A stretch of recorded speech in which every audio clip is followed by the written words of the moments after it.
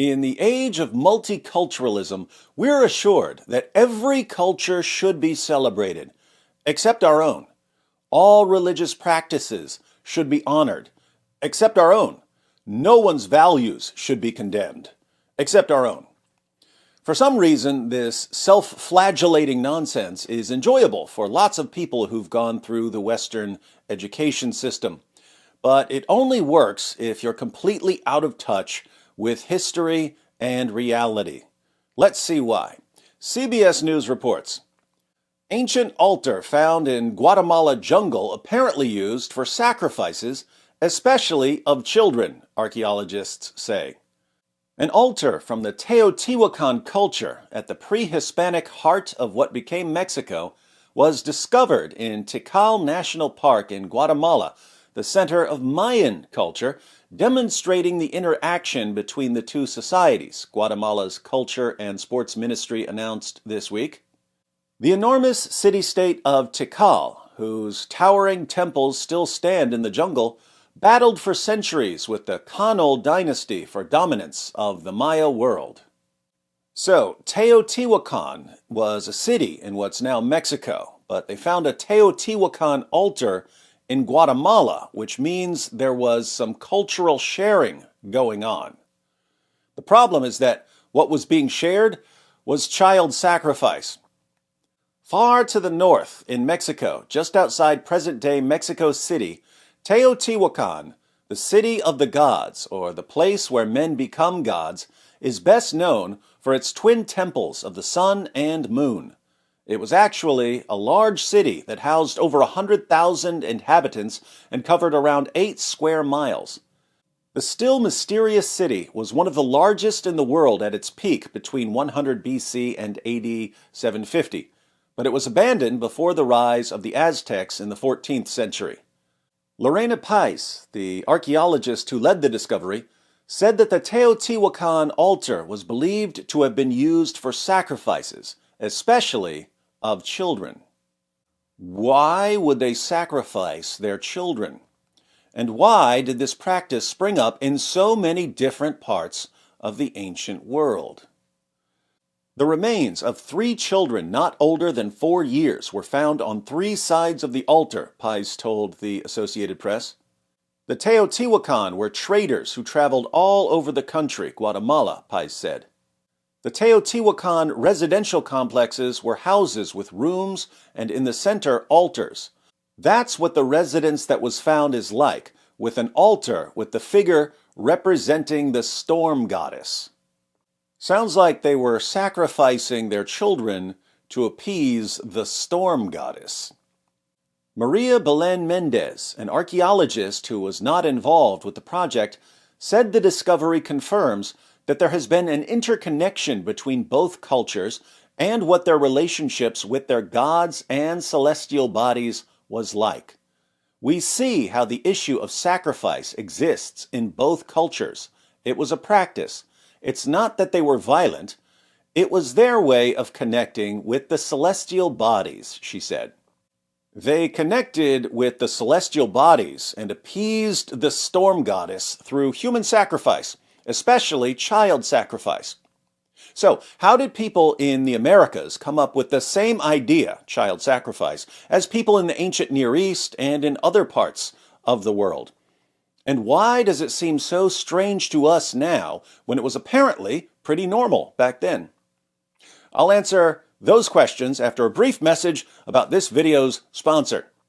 Ladies and gentlemen, don't sacrifice your children. Instead, buy your children an Artsabox, which will connect them with the Bible and ultimately help them understand the message that put an end to child sacrifice. More on that message in a moment.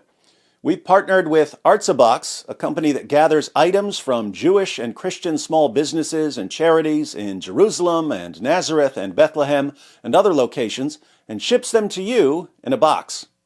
You get dishes, decorations, pendants, candy, Israeli spices, all kinds of things, along with a booklet that tells you about the people who provide them, teaches you some basic Hebrew, and explains how the items are connected to the theme. Artsaboxes are fun to open with your family, and they make great gifts Your kids will love them way more than being sacrificed. There's a new one every 3 months. It's like Christmas 4 times a year. So sign up to get your first Artsa box. The link is in the description. Use the promo code DIZZLE to get a discount and to let them know who sent you. Now, back to our topic, child sacrifice.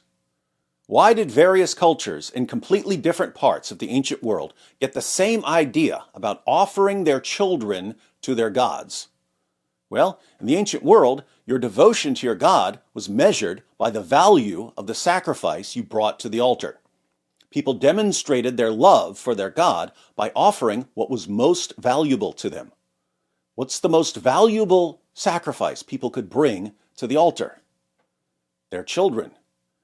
In the ancient land of Canaan, for instance, priests of the god Moloch would heat up a bronze statue of Moloch until it was glowing, and the devout would place their children into its fiery arms, where their children would burn. Then came Abraham. One of the most famous stories in the Old Testament is the story of God commanding Abraham to sacrifice his son Isaac. In Genesis 22, God tells Abraham to sacrifice Isaac. So Abraham takes Isaac to a mountain, but Isaac doesn't know what his dad's about to do. As they're walking, Isaac asks his father Abraham, "Where's the lamb for the burnt offering?" Abraham answers, "God himself will provide the lamb for the burnt offering." Abraham ties up his son and puts him on a pile of wood and is ready to kill him. But God stops him and tells him not to hurt Isaac.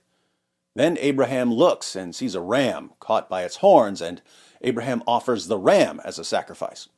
Critics of the Bible point to this and say how barbaric that God would tell Abraham to do that and that Abraham would be willing to sacrifice his son. But I think they're missing the point. Abraham was surrounded by people who were convinced that the greatest thing they could do was sacrifice their children to their God. Abraham was ready to do it, but God told him to stop. The takeaway message of the story of Abraham and Isaac for the surrounding culture was this: Abraham is just as devout as any of you.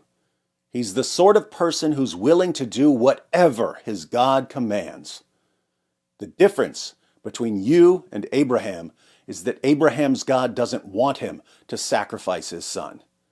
Abraham's God stops him from sacrificing his son. Abraham's God provides his own sacrifice. So, in various ancient cultures, you would demonstrate your love for your God by sacrificing what was most precious and valuable to you. The message of the Bible is that you don't sacrifice your way to God. God provides his own sacrifice and demonstrates his love by sacrificing his way to you. This message changed the world. And as people in the 21st century turn away from the God who provides his own sacrifice, what happens? They return to the paganism of child sacrifice, demonstrating their devotion to their new gods by offering up their children. Think about the grooming gangs in the UK. Tens of thousands of young girls were horribly abused, and police and social workers and prosecutors knew it was happening. Why did they let it happen?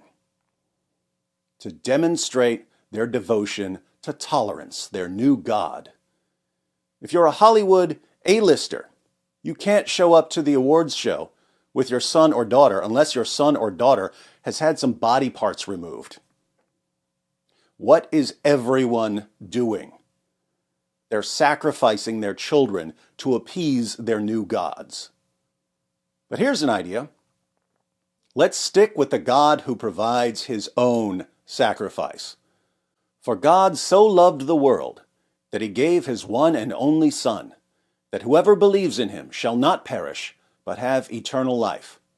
For God did not send his Son into the world to condemn the world, but to save the world through him.